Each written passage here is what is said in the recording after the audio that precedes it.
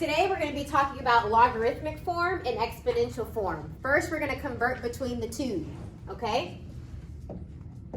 And a log is just another way to write an exponent. So for example, if I say log base 3 of 9 equals 2, this is just saying 3 to the power of 2 gives you 9.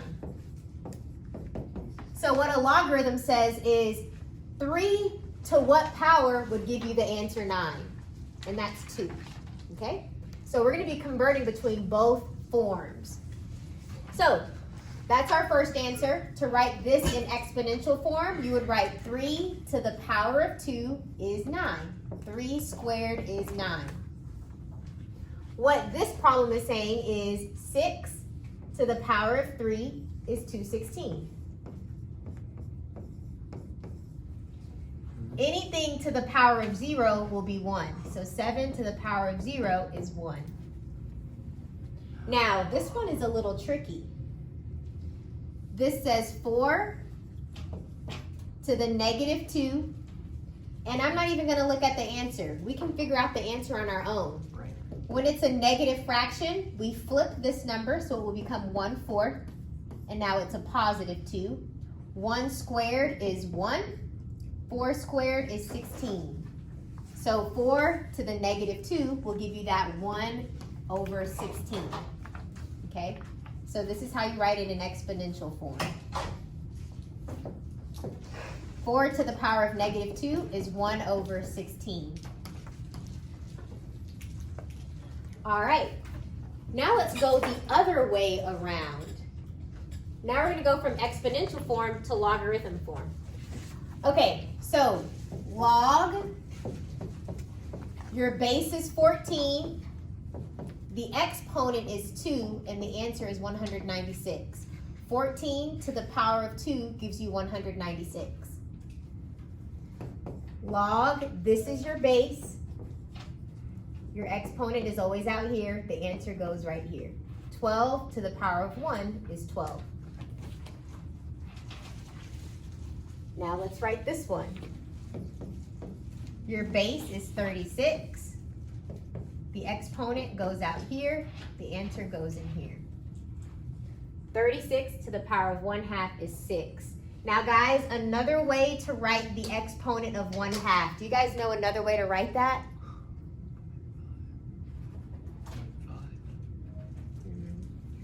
So this can also be written as a square root of 36. This is the same thing. So a number to the power of 1/2 is the same thing as taking the square root. Just like x to the 1/3 is the same thing as the cubed root. Okay? X to the 1/4, that's the same as the 4th root. Okay? It's just that for the 1/2, they don't put a 2 here. It's just assumed that it's 2. Okay? All right. So now that we know how to convert between the two formats, now we're going to evaluate these logs. So, before we do that, we need to talk about the common logarithm. Whenever your base is 10, you don't have to write it. Okay? So whenever it's blank, just assume that your base is 10. So for example, what do you think the answer is?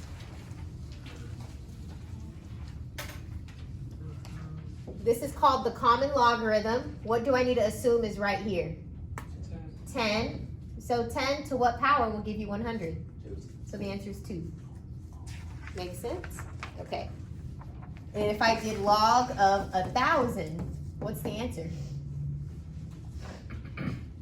20. You should be imagining a 10 here. 10 to what power is 1,000? 3.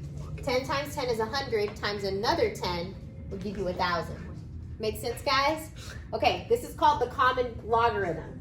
When your base is 10, we call it the common log. Another one that you need to write down is the natural log. So the natural logarithm is when your base is e.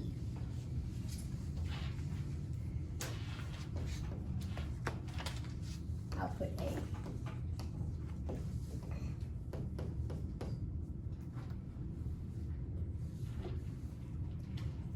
And if I put this in exponential form, it would be e to the x equals a. So this is the natural logarithm. However, please write this part down. You will never see it written like this. Instead of writing log with the base e, they're going to write natural log. This stands for natural log. This is how it will be written. You will not see it written like this. So whenever you see someone write natural log of something, you can be imagining in your head, oh, that's the same thing as a log with the base e. Okay? You just will not see it written like this. Just like in math, you'll never see this. It's just x. Okay? That's just one of the things. All right, so this is the common logarithm, which has base 10, and the natural logarithm that has base e, but it will be written like this, natural log of a equals x. Okay, now let's start evaluating some. What's the answer to this one, guys? Thank you, Isabella. What's the answer to this one? 3. Good. 3 to the power of 3 is 27. Now, this one's a little tricky. I'm going to pause here. I want you guys to think about it and write it on your paper. I'm going to walk around and check. Ready, go. All right. So, the answer is -2. Now, when you think about an exponent here, let me give you a simpler problem. This one, you know the answer is 2 because 9 squared is 81. However, we have 1 over 81. So remember, when you have a negative exponent, don't you flip that number? So when you have 9 to the -2, you flip the 9, so it's 1 over 9. Now the squared is positive. 1 squared is that 1. 9 squared is the 81. So guys, whenever you see a fraction as your answer right here, when you have a fraction right here, you might have a negative exponent because that flip is what you'll get when you have a negative exponent, okay? Now I want you guys to try this one. Let's go over this one. So let's think about this problem. This one's a little easier. 4 to what power gives you 64? 3. 4 times 4 is 16, times another 4 would give you the 64. But now it's backwards. Okay, so I need you to think about the cubed root of 64.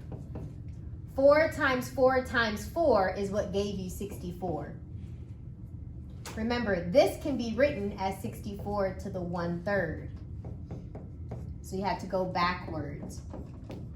The answer is 1/3 because 64 to the 1/3 gives you this 4. And the 1/3 is the same thing as a cubed root.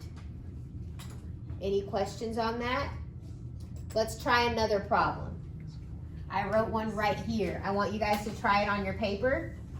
I also want you guys to try this one. Log base 5, 1 over 125 equals what? Try it on your paper. Ready, go.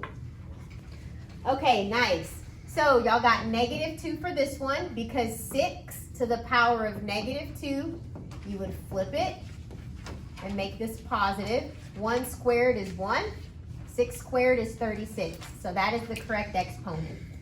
For this one, you guys got -3 because 5 to the -3, you're going to flip the 5, making that positive. 1 cubed is 1. 5 cubed is 125. So that is the correct exponent for this log. 5 to the 1/2, how can I write this? Root 5. Yep, root 5. Okay. This number, the numerator goes inside, the denominator goes out here. Okay. For this one, the denominator goes out here, the numerator goes in there. Numerator inside, denominator outside. Just like if this was a 1, right? To the 1/3, that's the cube root, and that's just a 1. And if it's 1, you don't really have to write the 1. But if it is a different number, you do write it, okay? All right, and we can evaluate this. What number multiplied by itself 3 times would give you 8? 2. 2 times 2 times 2 is 8. So this answer is 2. Let's see, this can also be written as the cubed root of 36. 6 squared is 36. And I don't know that off the top of my head.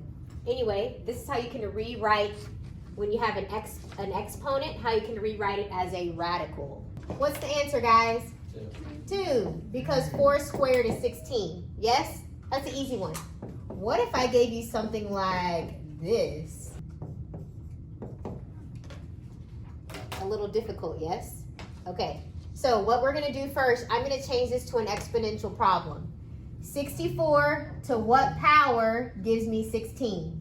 64 to what power will give me 16? Okay, so let's think about this. I'm gonna make these bases the same, okay? I know that 4 times 4 is 16, and I know if I multiply a third 4, I'll get 64, right? So I can write this as 4 squared is 16, and 4 cubed is 64. You see how the bases match? Okay. So I'm left with 3x equals 2. And then just solve.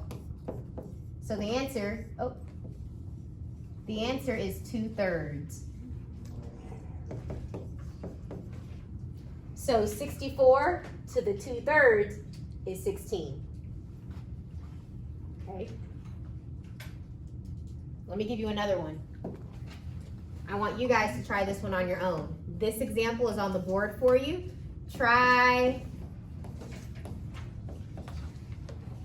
let me know what that's equal to. Try it on your page. Ready, go. Oh, we're gonna change this to exponential form. 64 to what power will give you 32? So we're gonna make these bases the same. And the base needs to be 2. 2 times 2 is 4, times 2 is 8, times 2 is 16, times a 5th 2 is 32. So this is 2 to the 5th power. That's what gives you 32. If you add a 6th 2, you'll get 64. So this is 2 to the 6th power. Is that okay so far? I just rewrote 64 as 2 to the 6th and 32 is 2 to the 5. Now they match. Those bases match. So I have 6x equals 5. So your answer is 5/6. Okay. All right, this challenge problem. I'm going to change this to an exponential. 3 to the power of x will give you this. Now remember, you can rewrite, how can you rewrite this? Instead of a root, I want an exponent. I have a number right here, 7/4. So that cancels out. So x is equal to 7/4. That's why it would keep it. Okay, that makes sense now. No, it actually makes sense. Right.